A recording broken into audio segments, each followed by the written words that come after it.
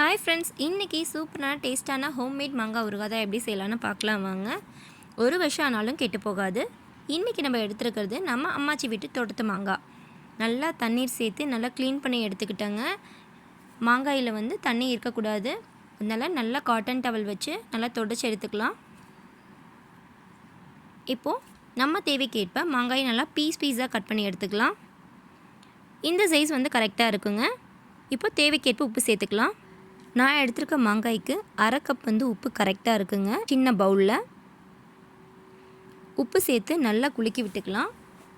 3 நாள் நல்லா ஊறட்டும். மாங்காயில் நல்லா உப்பு பிடிச்சிரும்.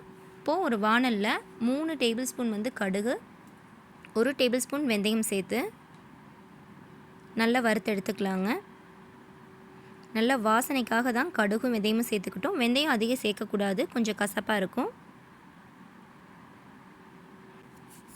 வெந்தயம் கடுகு நல்லா பொன்னிறமாக வறுத்து மிக்ஸி ஜாரில் சேர்த்து நல்லா ஃபைன் பவுடராக அரைச்சி எடுத்துக்கலாம். இப்போ ஒரு பெரிய வாணலில் 350 ml செக்கு எண்ணெய் எடுத்துருக்கேங்க. நல்லெண்ணெய். எண்ணெய் நல்லா சூடானதுக்கப்புறம் தேவைக்கேற்ப கடுகு, கொஞ்சம் கருவேப்பிலை சேர்த்துக்கலாம். ஊற வச்ச மாங்காயை நம்ம சேர்த்துக்கலாங்க. மாங்காயை சேர்க்குறதுக்கு முன்னாடி மாங்காயில் இருக்கக்கூடிய இந்த தண்ணீரை வடிகட்டிட்டு சேர்த்துக்கோங்க. இப்போ நான் எடுத்துருக்கக்கூடிய கப்பில் அரை கப் வரமிளகாய் தூள் சேர்த்துருக்கோம். நல்லா கிளறி விடுங்க. நம்ம அரைச்சி வச்சுருக்கக்கூடிய கடுகு வெந்தய பொடி அதையும் இந்த ஸ்டேஜில் நம்ம சேர்த்துக்கலாம். சேர்த்து ஒரு 5 to 7 நிமிஷம் வரையிலும் மட்டும் நம்ம நல்லா கிளறி விடலாம். அதிகமாக வேக வைக்கக்கூடாது மாங்காயை. மாங்காய் நல்லா மசியக்கூடாது.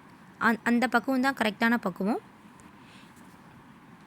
இப்போ பார்த்திங்கன்னா அடுப்பை ஆஃப் பண்ணிடலாங்க. அதே பாத்திரத்தில் ஒரு பிளேட் வச்சு க்ளோஸ் பண்ணி வச்சுக்கலாம். மறுநாள் எடுத்து பார்த்திங்கன்னா மாங்காய் நல்ல எண்ணெயெல்லாம் பிடிச்சிருக்கும். இப்போது நம்ம தேவையான பாத்திரத்துக்கு மாற்றி எடுத்துக்கலாம். 6 மாதம் 1 வருஷம் வரலும் கெடாமல் இருக்குங்க. சாம்பார் சாதம், தயிர் சாதம் எல்லாத்துக்கும் சூப்பராக இருக்கும். நீங்களும் ட்ரை பண்ணி பார்த்துட்டு எப்படி இருந்துச்சுன்னு சொல்லுங்கள். மறக்காமல் லைக் பண்ணுங்கள், ஷேர் பண்ணுங்கள், சப்ஸ்கிரைப் பண்ணுங்கள்.